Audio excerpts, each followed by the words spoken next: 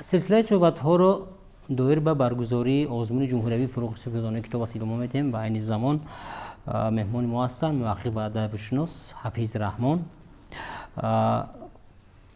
устод, шумо дар озмуни фурӯғи субҳи доноӣ китоб аст дар соли гузашта дар даври ниҳоӣ узви ҳакамон будед дар номинатсияи адабиёти ҷаҳон. воқеан номинатсияи агар ҳамин хел гӯем шояд ки барои хонанда умуман ки барои ҷомеаи мо каме душвортар аст, чун аксари нафароне ки дар озмун ширкат варзиданд дар адабиёти классикӣ, адабиёти муосир ва адабиёти бачагона шумораи хеле зиёдтар буданд назар ба он нафароне ки дар даври ниҳоӣ дар номинатсияи адабиёти ҷаҳон ширкат варзиданд. хуб, бед аввал аз он оғоз кунем ки ҳамин озмун аз нигоҳи шумо чӣ хел гузашт? саломат бошед. ибтидо изҳори сипоси бениҳоят мекунам ки бандаро ба ин суҳбати хеле пурмасъул даъват кардед ва назари моро пурсон шудед. ташаккур ба шумо ва ба телевизиони шумо.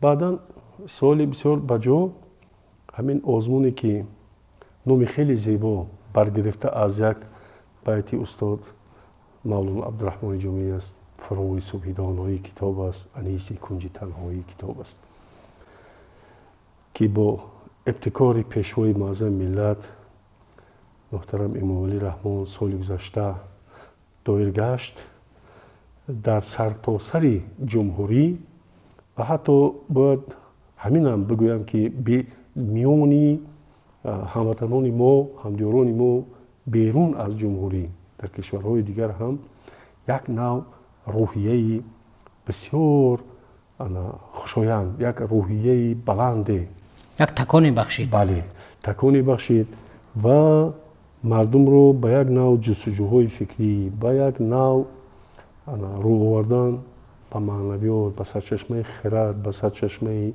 маърифату дониш, яъне ба китоб такон дод. ва ин чиз агар бигӯем ки як нав образнок, як инқилоби фикрӣ, як инқилоби маънавӣ, як инқилоби фарҳангие дар ҷумҳурӣ ба вуҷуд овард, чандон муболиға нахоҳем кард.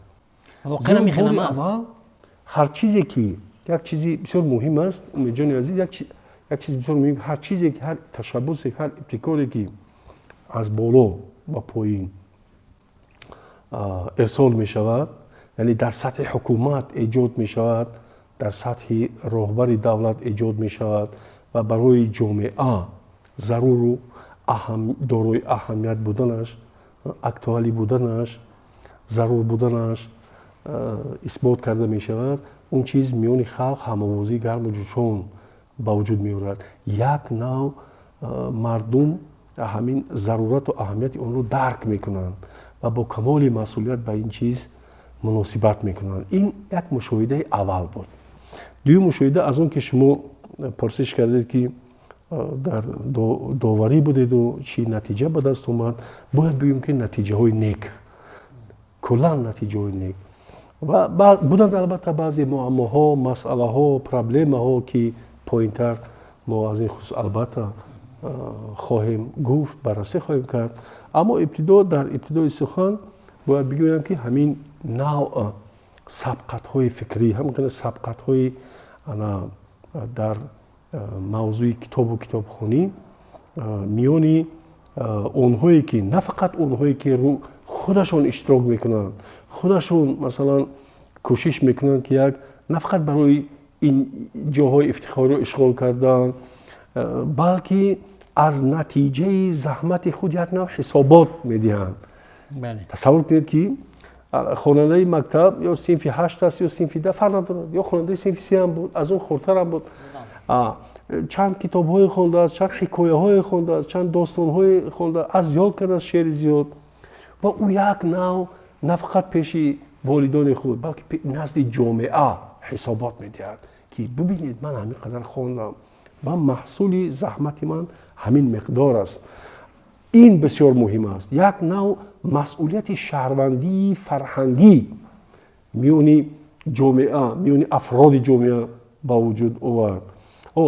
ҳар қадар ки ҳамин гуна афрод дар ҷомеа зиёд бошанд, ҳамон қадар обрӯ, қадру қимат ва арзиши миллат боло меравад.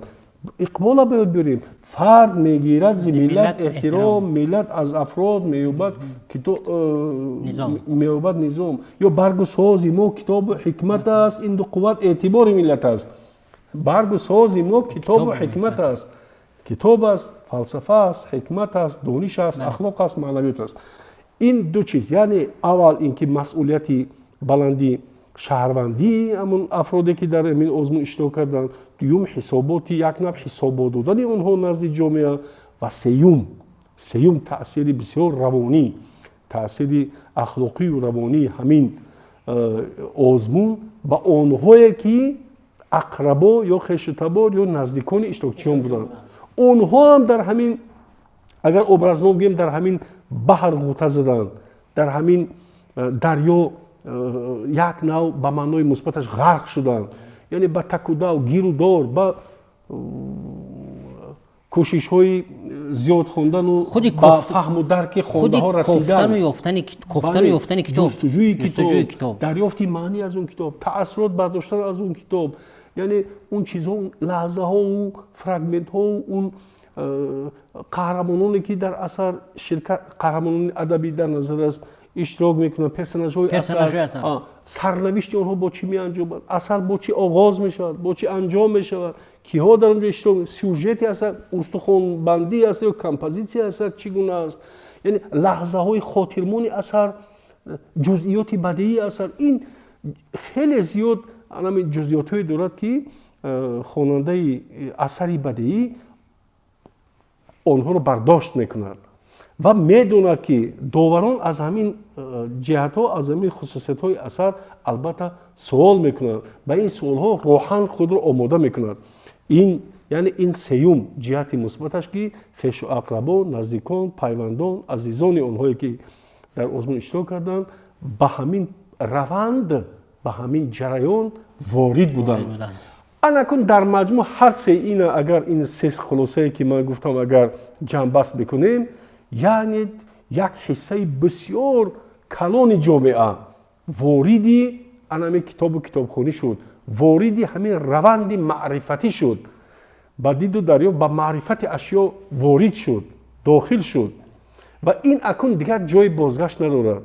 барои ҳамин нуқтаи бисёр муҳимро сарвари давлат таъкид карданд дар ваяшон, дар баромадашон, дар маърузашон, дар мулоқоташон бо аҳли зиё ва ҳамин гуна хулоса карданд, ҳамин гуна амр ирсол шуд ки соли ҷорӣ низ ҳамин озмун идома ёбад. дар сатҳи дигар, дар сатҳи васеътар, дар сатҳи васеътар, масъултар, фаротар ва пурвусъаттар. ва бояд бигӯям ки анакун соли аввал соли таҷриба буд. биравзи таҷрибаи рӯзгор баҳра бигир ки баҳри дафъи ҳаводисро ба кор ояд. таҷриба асоси пешрафт аст. аввалин нишона, аввалин зинаи маърифати олами ашёи таҷриба аст. яъне аз ҳамин таҷриба ки гузашт, анакун дар соли нав, дар ин соли кунунӣ, дар марҳилаи дуюми баргузории ҳамин озмун мо хоҳем дид ки пешрафтҳои бисёр назаррас, чашмгир ва хеле доманадор, фарогир ба вуҷуд хоҳад омад. зеро ки аз таҷрибаи аввал аллакай на фақат иштирокчиён, балки онҳое ки шабонарӯзӣ телевизионҳоро тамошо мекарданд, он барномаҳоро, масалан телевизиони шумо шабонарӯзӣ онҳоро сабт мекард, ин қадар далилу мадрак ба вуҷуд омад, ин қадар масалан барномаҳое ба вуҷуд омад ки барои мардум муфассалан манзур гашт ва онҳое ки тамошо карданд, хешовандоне тамошо карданд, онҳое ки ба ин чиз майлам надоштанд, акнун як дар кунҷи дил ҳаваси иштирок кардан, иштиёқи дар ҳамин гуна чорабини, дар гуна сабқат ширкат кардан дар дили онҳо пайдо хоҳад гашт. ва бинед ки ҳатто ба мо мегуфтанд ки бинандагон ки вақте ки аҳли оила нишаста озмунро тамошо мекарданд, хуб нафароне ки дар озмун набуданд, масалан падару модар, фарзандони онҳо, ва ҳатто падару модар мепурсиданд фарзандонашон ки ту ҳамин китобро хонди ё не. яъне аллакай як талқини китобхонӣ ҳамун худи ҳамун ширкати дигарон боис шуд ки талқин шавад ба китобдорию китобхонию китобхарию китобдӯстӣ. баъд як ҷиҳати мусбати ҳамин озмун ҳамин аст ки инсонҳоро сухандон мекунад, маърифати онҳоро густарда мекунад, шинохти онҳоро аз гирӯдори ҷаҳон, олами атроф васеътар мекунад. ва ин чиз бисёр ба ёд биёрем ки Жорж Санд, як нависандаи маъруфи франсавӣ, як бонуи маъруфи франсавӣ, бисёр як сухани аҷиб дорад. дар индиан асараш аз номи персонаж худ мегӯяд ки аз ҳама одами бошараф ҳамон аст ки беҳтар фикру амал дорад, аммо нейромандтаринаш ҳамон аст ки беҳтар мегӯяду менависад. яъне тавассути анамин қироати китоб, ина равоншиносҳо ҳам чунин ақида доранд. фаразан одаме ки ҳар рӯз як мисоли равонӣ бигӯям, ина вақте ки мо таҳсил мекардем дар донишгоҳ ҳамин гуна вай буд. ҳар касе ки ҳар рӯз масалан 2 мисра як байт ба таври муттасил, ба таври доимӣ, бетанаффус агар шеър аз ёд бикунад, чӣ қадар ҳофизаи ӯ рушд мекунад, чӣ қадар ҳамун варзиши тафаккури ӯ мешавад. чуне ки мегӯянд математика варзиши тафаккур аст, чунки унҷа барои фикр кардан бисёр ба умқи масъалаҳо сарфаҳм рафтан хеле таваҷҷӯҳро мутамарказ кардан. анамин қироати шеър, аз ёд кардани шеър, хондани китоби бадеӣ ва дар ёд доштан, дар хотира забт кардани масъалаҳои ҳамун асосии асар, ғояи асар, мавзӯи асар, сюжети асар, рафти воқеаҳо, бо чӣ анҷомидани онҳо, баъд як чизи муҳим умедҷони азиз, дарк кардани зебоии асар, яъне маърифати эстетикии асар, ин бисёр муҳим аст.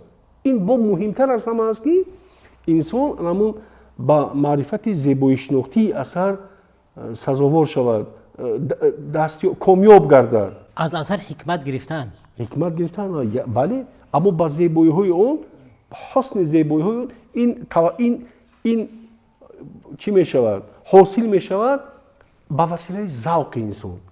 агар ҳар қадар инсон зиёд китоб бихонаду китоб дар ёд бигираду ба ҳамон образҳо бештар шинос шаваду дар ҳамон муҳит худро ворид бикунад, ҳамон андоза, яъне ба ҷараёни эҷоди бадеӣ ворид шавад, ба коргоҳи эҷодии нависанда дохил шавад, ҳамон андоза умедҷони азиз маърифати эстетикию васеъ мешавад ва ҳамон андоза шинохти зебоишинохтии ӯ рушд мекунад ва ҳамон андоза ӯ ба меъёрҳои шинохти осори бадеӣ, кадоме аз адибон беҳтар аст, кадоме асарҳо ба ӯ таъссуроти бештар бахшидааст, ба ин чизҳо сарфаҳм меравад. яъне зина ба зина ташаккул меёбад, ташаккули зебоишинохтӣ, ташаккули ҷаҳоншиносӣ, маърифати адабӣ як тараф, маърифати зебои дигар тараф, ва ҳаминтур баъд рафтан мегирад.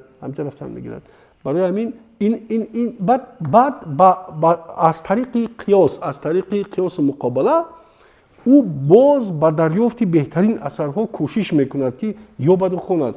геракли ҳанӯз дар замонҳои қадим гуфта буд ки ҳақиқатро мехоҳед, муқоиса кунед. ва воқеан дар мавриди муқоиса гуфтед ва таҷриба гуфтед аз озмуни соли гузашта. баъзе дар ҳамбарҳамиҳо буд дар озмуни соли гузашта, вале аллакай бинед ки имсол аллакай ба категория, ба гурӯҳ тақсим шуд.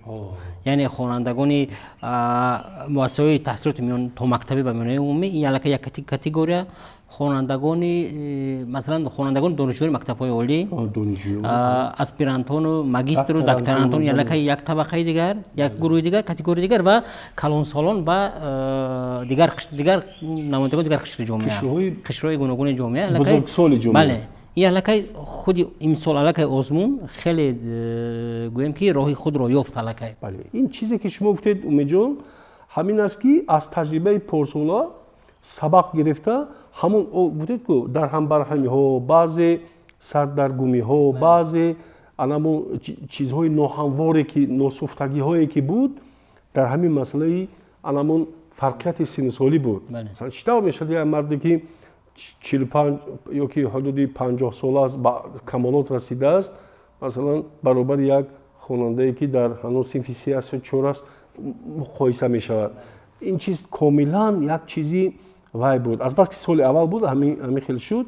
аммо бо вуҷуди ҳамин гуфтем ҳамин мушкилоту баъзе проблемаҳо, ҳайати доварон кӯшиш карданд ки ягон нафари инҳо аз доираи таваҷҷӯҳи ҳамон доварон берун намонанд, ҳатман мукофот бигиранд, ҳавасманд гардонда шаванд ва ёвари сарвари давлат оид ба масъалаҳои иҷтимоӣ ва рушди ҷомеа абдуҷаббор раҳмонзода, академик, доктори илмҳои филологӣ дар ҳамин маҷлиси охир сахт таъкид карданд ки ягон нафаре ки заҳмат кашидааст китоби зиёд хондааст, аммо ба он талаботе ки дар озмун ҳаст ҷавобгӯ нест, божи бояд ҳавасманд карда шавад, зеро ки худаш ҳамин омадану ин қадар аз музофотҳо роҳи дароза тай кардану то зинаи чорум, то зинаи ниҳоӣ озмун ҳамин сабқат расиданаш, ин худ як ҷасорат аст. охир ин худ як ҷасорат аст.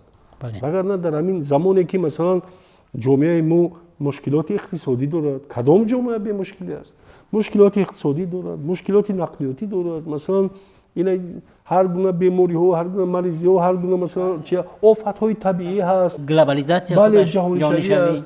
ин қадар интернете ки масалан дунёро бояд деҳкадаи хурд табдил додааст. ҳамаи ҳамин чизо дар ин гирудор, дар ин ҳамин амвоҷи масъалаву муаммоҳо боз вақт ёфта, имконият пайдо карда ба китобхониву ба рӯ ба маърифат овардан, ин худам ҳамин ҷасорат ҳамин аст. ман фикр мекунам ин ҷасорати хеле нек аст, ҷасорати бисёр баланд аст ки ҳамонҳое ки масалан сину солашон бузургтар буд, иштирок кардан дар баробари онҳое ки вазифаашон хондан аст. ана онҳое ки масалан хеле шумо категория қатъи ҷудо кардед, қишрро ҷудо кардед, ин натиҷаи озмуни имсол аст. инҳое ки қишри аввал ҳастанд ё категорияи аввал ҳастанд ё ки гӯем гурӯҳи аввал ҳастанд, инҳо вазифаашон хондан аст. инҳо бе ҳамин озмунам, бе ҳамин сабқатам бояд китоб бихонанд, бояд ҳамарӯза дар даст китоб дошта бошанд ё тавассути масалан интернет аз китобхонаҳои электронӣ истифода баранд, ба ҳар роҳ воситае ки набошад. барои ҳамин ин бояд ҳамин телевизиони шумо бояд таблиғгари он бошад ки роҳу воситаҳои дарки маънавият, дарки маърифат, китобу китобхонӣ хеле густарда аст, хеле васеъ аст. бигзор бо кадом роҳе ки набошад, ҳамон китобро дастрас кунад. дигар ин ки устод мо ҳамқадами замона ҳастем.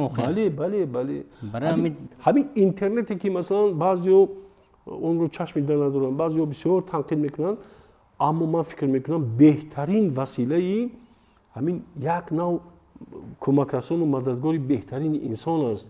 агар дуруст, агар бо ҳадафи эҷодӣ ё ки ҳадафи маърифатӣ истифода бурда шавад. ва бо иҷозати шумо мо гузарем ба номинатсияи адабиёти ҷаҳон. воқеан мушоҳида кардем ки дар ҳамин номинатсия дар соли гузашта аз хурдсолон то бузургсолон то нафақарон маъюбон низ ширкат варзиданд. бинед, пас ин нишон медиҳад ки нисбат ба адабиёти ҷаҳон мардум бетараф нестанд. ҳамин хел нест? дар ҷомеаи мо фикр мекунам бинобар сабабҳои объективу субъективи зиёде як стереотипҳо, як қолабҳои фикрӣ ба вуҷуд омадааст.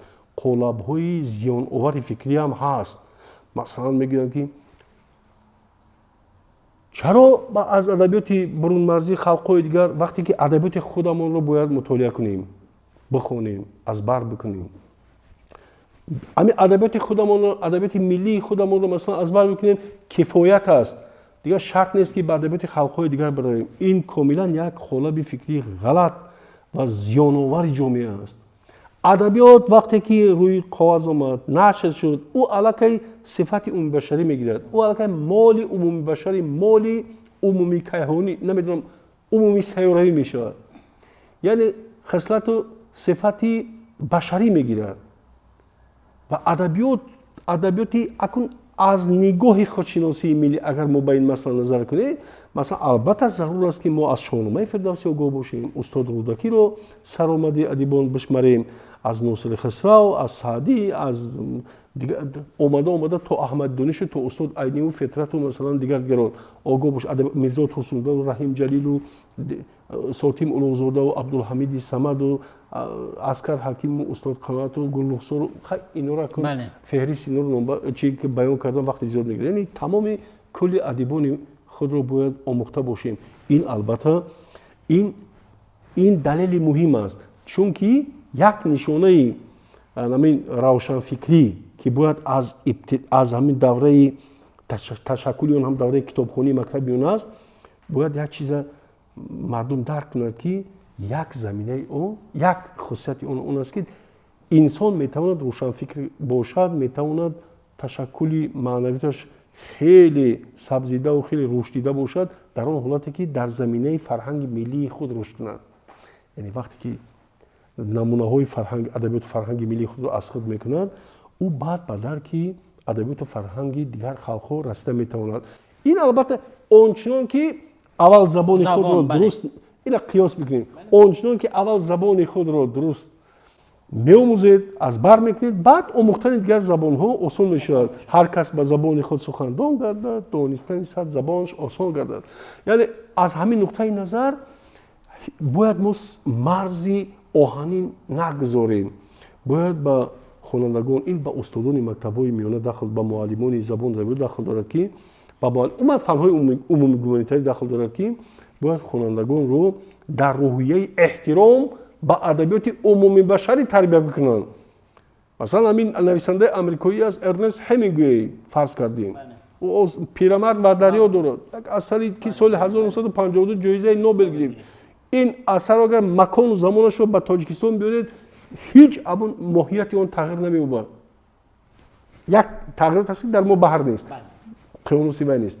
лекин дар маҷмӯъ андеша, ғоя, идея, инсонро метавон ҷисман нобуд кард, аммо ӯро наметавон аз ҷиҳати маънавӣ мағлуб сохт. ин як агар ин идеяи хурда аст, ин чизи кам аст, ё ки инсон на барои он тавлид шудааст ки мағлуб бишавад, яъне ба ҳадафи худ нарасад.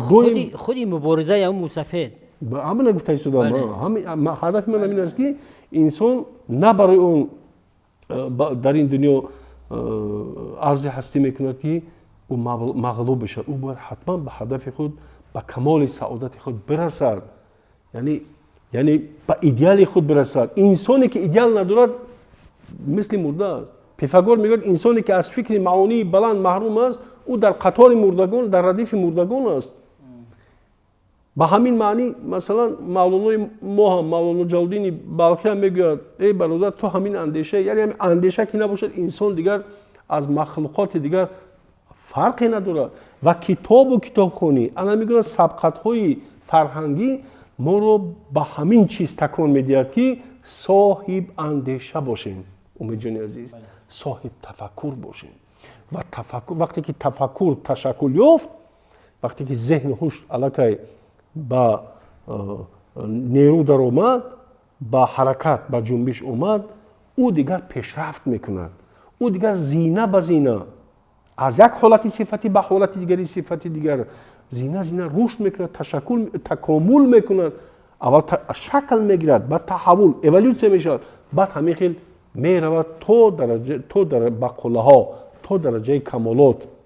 ва ин як процесс, раванди беохир аст. ҳамин раванди расидан ба ин ё он ормони кас магар интиҳо дорад?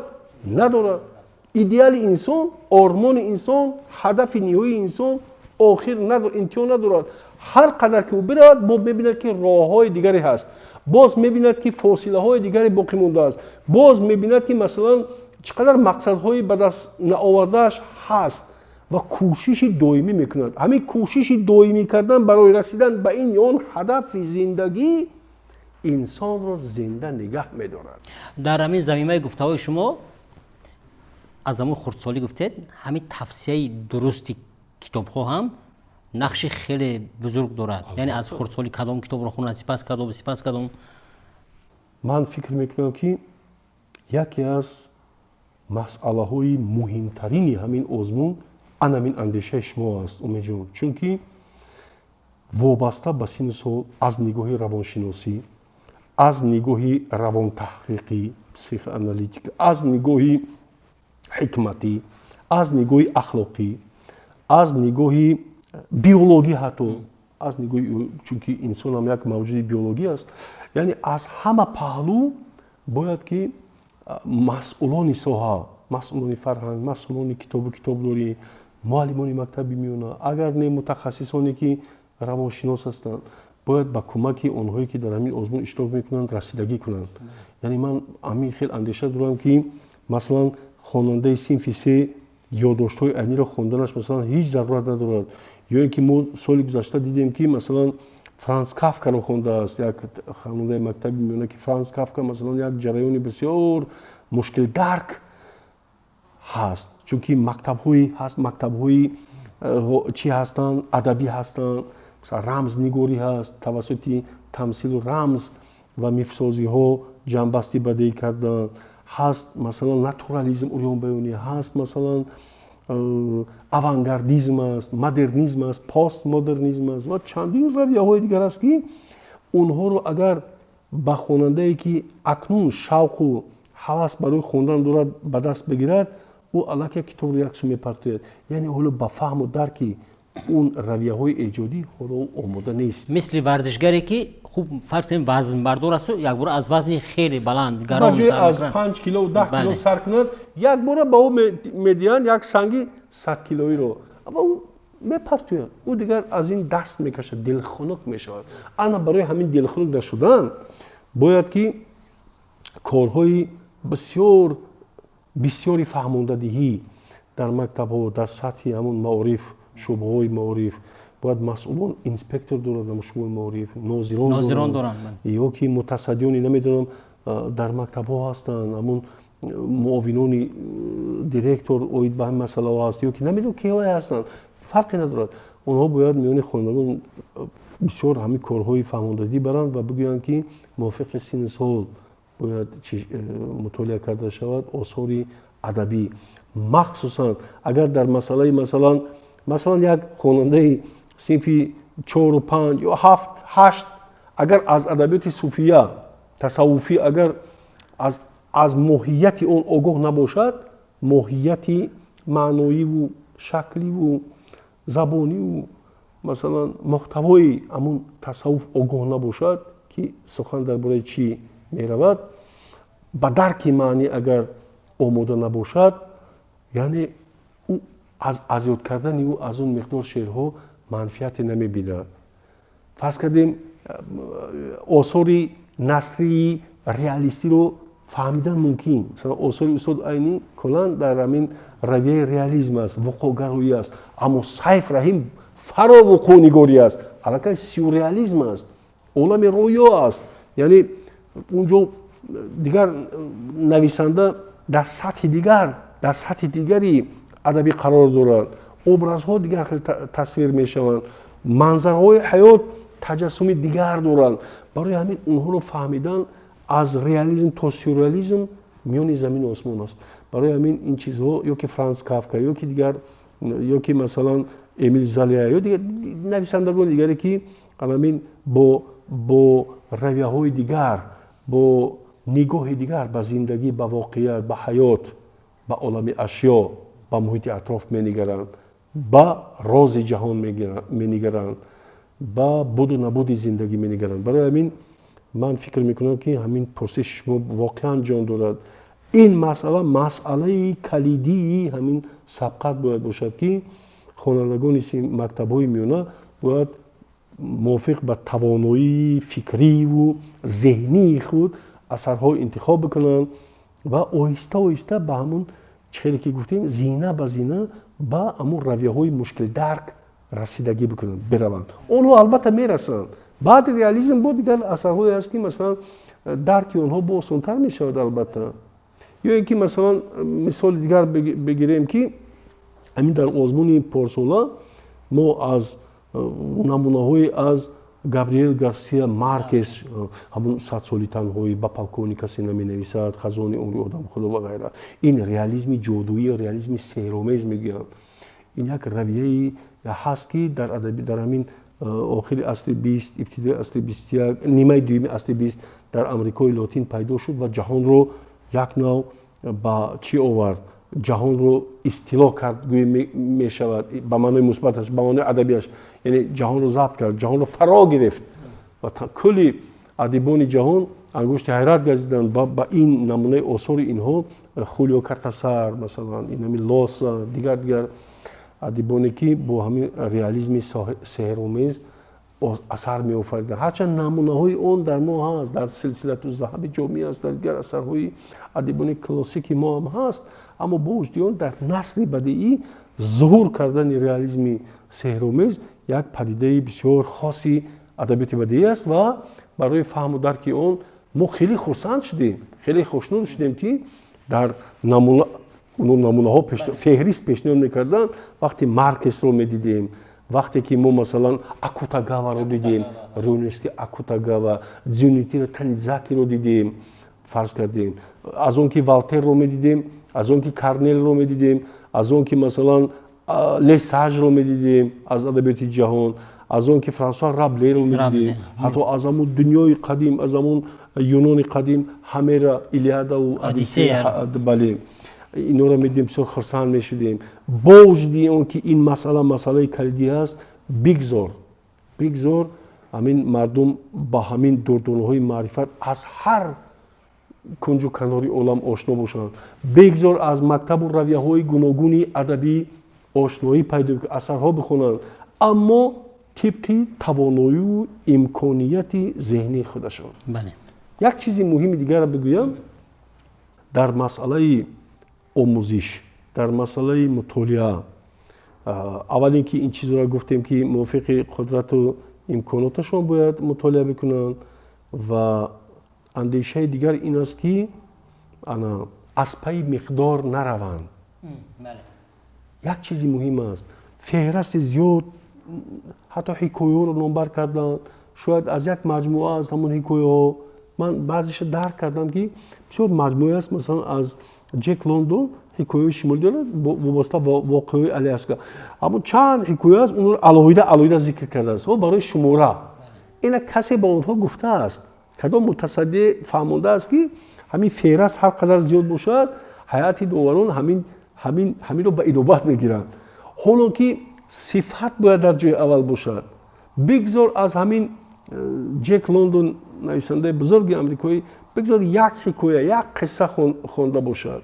баъд баъзе андешаҳо ҳаст ки ҳамин романҳои калонҳаҷма хондан биёед андешаҳо мо мешунавем, мо мушоҳида мекунем ки аз ҳамин романҳои калонҳаҷм, қиссаҳои калонҳаҷм ки масалан 300, 400, 500 саҳифа, 600 саҳифа ҳастанд, аз ҳаминҳо дида ҳикояҳое ки 2 саҳифа ҳастанд, навелаҳо 1.5 саҳифа, ҳаминҳоро бештар бихонем. барои ҳайати доварон ин беҳтар аст ки дар ҳамон феҳраст, дар ҳамон номгӯе ки мо пешниҳод мекунем ба ҷои 100 мешавад 300, 400. ин фикри ғалат аст. бигзор 20 романи калонҳаҷм бихонад, аз он ки 300 навелаи мехонад ки чизеро дарк намекунад ва намефаҳмад. ин беҳтар аст. яъне таваҷҷӯҳ кардан ба сифати мутолиа, ба миқдор не, ба сифат. ҳарчанд ки шумора муҳим аст, албатта дар низомнума ин қадар хондан як миқдор ҳаст, аммо бо вуҷуди мо медонем, мо эҳсос мекунем, соли гузаштаам эҳсос карда будем ки онҳое ки пурра ба талаботи ҳамин озмун ҷавобгӯ буданд хеле кам буданд, аммо бо вуҷуди ин берун аз ҳамун номгӯи адибоне ки дар онҷа зикр мешуд, асарҳое хонанд ки қобили таҳсин ҳастанд, қобили аҳсант ҳастанд. яъне дар маҷмӯъ шумо аз озмуне ки соли гузашта баргузор гардид дар маҷмӯъ гирем, хай бо вуҷуди баъзе ҷузъиётҳо хулосаи мусбат доред. бале, хулосаи мусбат дорам, аммо мехоҳам ки баъзе камбуду норасоиҳое ки соли гузашта мо ба мушоҳида гирифтем имсол такрор нашаванд. масалан иштирокчии озмун омада баромад мекунад ва мегӯяд ки ман фалон асарро хондам. вақте ки кас асарро мехонад, ҳатман бояд образҳои аввалдараҷа, персонажҳои асар, персонажҳои лаҳзавӣ, он лаҳзаҳо, фрагмент, эпизодҳое ки хотирмон ҳастанд бояд дар ёд дошта бошад. раванди воқеаҳоро, равиши инкишофи воқеъ дар асари бадеӣ фаро гирифта бошад.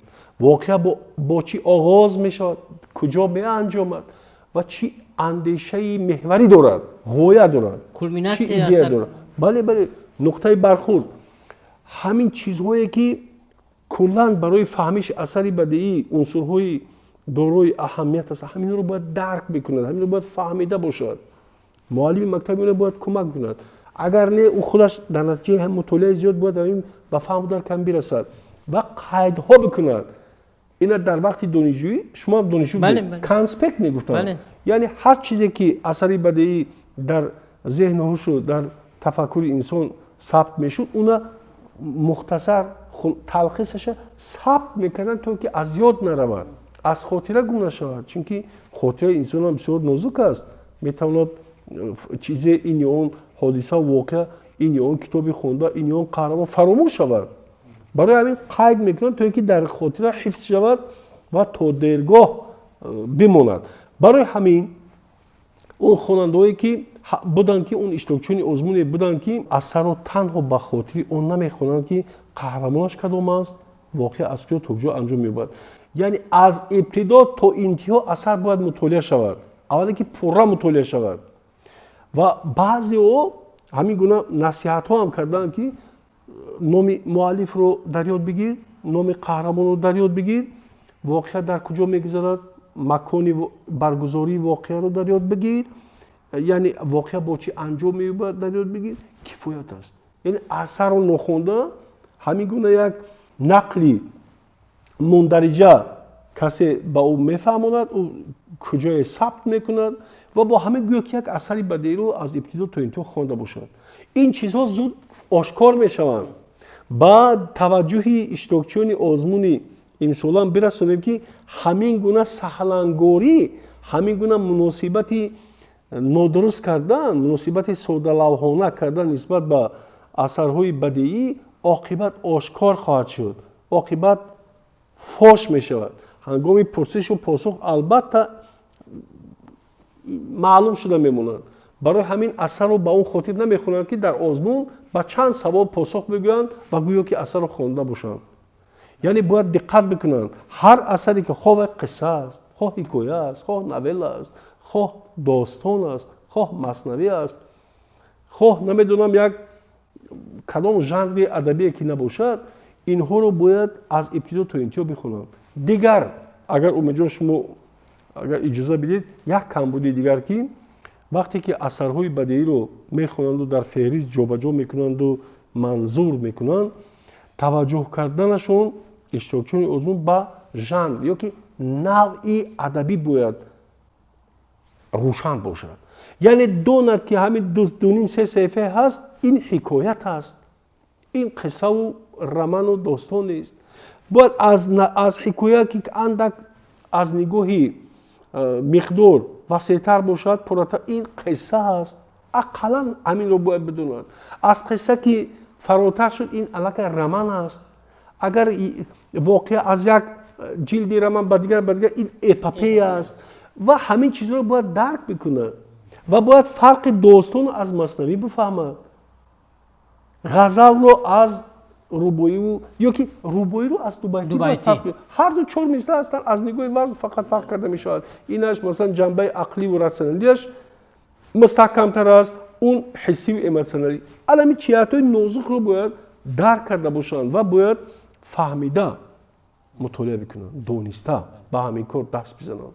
агар шумо розӣ бошед, мо дар суҳбати оянда доир ба баъзе масъалаҳое ки озмуне ки имсол баргузор мегардад, аз ҷумла доир ба адабиётҳои тавсиявие ки аз адабиёти муосир пешниҳод шудааст ва шояд доир ба худи асарҳо як суҳбати дигаре дошта бошем.